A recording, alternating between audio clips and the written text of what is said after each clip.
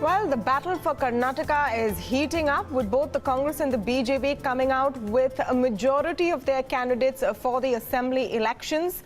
The focus is now shifting to individual battles for seats, but it is also crucial at this point to look at who is getting the ticket from the BJP and the Congress. Who are their candidates, and what does it say about their entire campaign and their promise for governance as they go into this election? To speak on that, I'm joined today by Mr. Harish Ramaswamy. He is, of course, a political analyst and a professor at Karnataka University. A very good evening, Mr. Ramaswamy, and thank you for speaking with us here on Primetime Debate. Now, your first thoughts on looking at both the lists. Yeah, your first thoughts on looking at both the lists from the Congress and the BJP. One thing that comes to mind is that both parties haven't shied away from giving tickets to candidates who may have criminal cases against them in the past. True, because in this election is all about winnability. They want to see as much possible that the candidates whom they would like to put up wins the elections, and then they want to form the government. That being their central idea, they're not much bothered about this. But on the contrary, we should also worry that the voters also are not bothered about these things much. Many a time, you find across a lot of people saying that he's a tainted man, or there is some criminal record against him, etc. But then people don't bother much about this. Now, the sad part of this whole process is that the voters' consciousness is not in favor of choosing the right candidates. That's the problem that I see. Perhaps it also points to the fact that these elections, and specifically the ones in Karnataka, are becoming a clear bipolar fight between personalities and three strong CM candidates. But I just want to come to the seat selection in a little bit of detail, and let's come to the Congress first, where there is a bit of a controversy over the Madikeri seat, which has gone to one H.S. Chandramouli, who it's a claim that he is Mehul Choksi's lawyer in the past, and they've had a bit of a back and forth over that. Do you think that the BJP has managed to put them on the back foot on that issue? Sure. BJP has been trying some methods to bring down Congress popularity this time, and they have not been able to react on many of the issues which actually pertinent to the elections. Therefore, they were choosing on some of these personality-based issues. In fact, after 2014 elections, which we saw at the center for the parliament, you find that the elections are becoming increasingly more personal. And that's one of the reasons why BJP chose to attack on individual candidates. And there's nothing wrong about it, as long as you bring out the truth about it and then bring in a better candidate, in spite of the fact that there is nota. Let's not forget about the nota, because nota was more than 5 million in Gujarat elections. Yeah, that's a very important point. But then now let me come to a couple of candidates on the BJP side. And of course, the most notable one of them is Mr. G. Janardhan Reddy's brother of the famous Reddy mining barons. And G. Somashekara Reddy's candidature has raised questions, so the BJP seems to be sticking firm to it as of now. Yeah, this is what happens in most of the elections in a developing country like India. Because once you have started with the voter corruption, and then you start on the other side from the return on investment in politics, both match very well. As a result, you find that most of the time, it's not the background of the people which matters. What matters is who can win the elections in what manner. And therefore, you find most often that the people who have these kinds of backgrounds but have enough money to fight the elections, because the elections are becoming increasingly costlier, and you find that the parties don't shy away from such selections. Well, if you're talking about winnability on the Congress side, there seems to be a lot of focus on sons and daughters of some of their top leaders in Karnataka. Does that hinder their winnability in any way?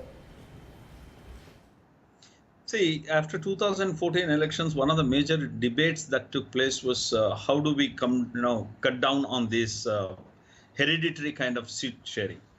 But then what's happening increasingly, both on the side of the BJP as well as on the side of the Congress, you including JDS, not excluding JDS or any other political party, you find most often that the people who have already inherited the seats, maybe because his father or her father won elections or her husband died or any reason, now you find that the people are interested in the political capital that they have already ensured.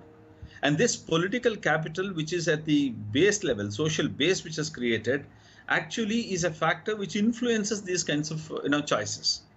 Therefore, once you find a person who is successful in elections, after let's say about 2 to 3 terms, then he would like to bring the next generation into it, and then he would like to move on to the next constituency. Now the question comes, is it wrong? Because if the elections are contested by every individual and the elections contested are based on the winnability of a candidate, and the candidate wins through a means which is legitimized through elections, why do you bring in the question of hereditary? Now, the question of, a father and a son sharing the, political space is not uncommon even in the developed countries. Okay, fair enough. So then in that case, let's bring it down straight to winnability. We have now names of the majority of candidates on both sides, BJP and Congress, and this seems to be the biggest battle. Of course, the JDS is yet to reveal its cards completely. How would you compare the two? One thing, of course, the Congress has focused a lot on OBC and Lingayat community candidates. Do you think that gives them some more firepower? How would you compare the two lists in terms of winnability?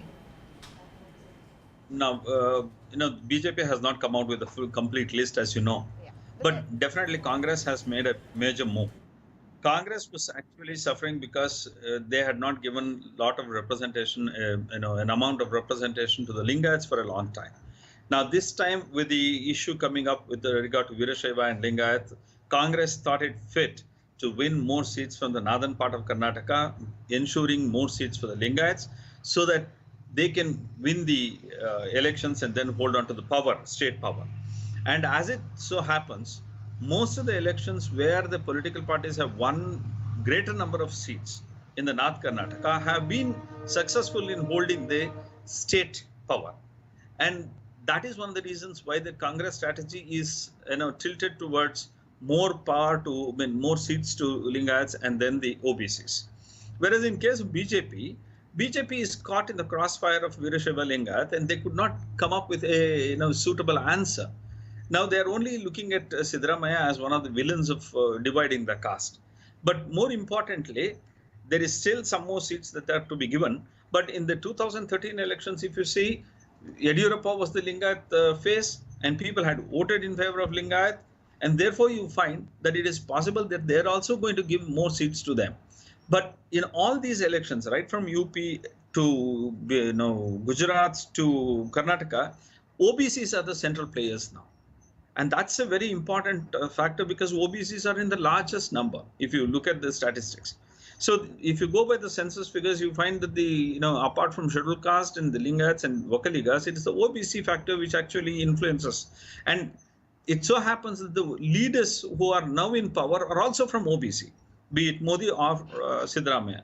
Therefore, the factors are very favorable for them, and therefore the choices have been made. Okay, just one last question about the big personalities that we're seeing in this context, and because we're focusing on the BJP and the Congress list today, you have B.S. Yediyurappa on one side and Chief Minister incumbent Mr. Siddaramaiah on the other end. Do you get a sense that Mr. Siddaramaiah seems to have got his way largely when it comes to the candidates that are out on the Congress list? And even though we've seen a lot of backlash from unhappy Congress workers, he seems to have prevailed vis-a-vis his counterpart in the BJP? True. It's not uncommon that the people who don't get seats make these kinds of hue and cry.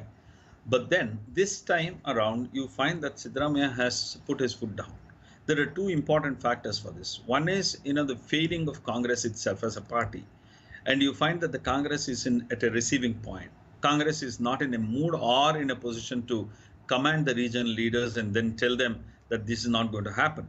They have to rather depend on the regional leaders. And that's one of the factors why Siddaramaiah has been fairly successful. Number two factor is the Congress also needs new faces, because there have been a number of people who have been elected earlier but have not been able to deliver the kind of goods.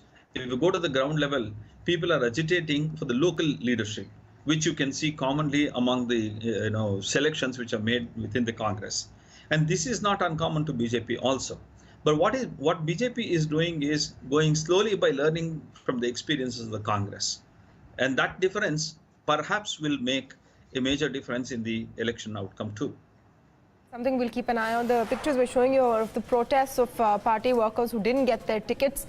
You always have that when every list is out, but it is very crucial to really get an idea of what a political party is saying to its voters with the candidates that it chooses to represent them, and how much of a difference it makes on every seat. Thank you so much, Mr. Ramaswamy, for joining us on this conversation on the Karnataka elections.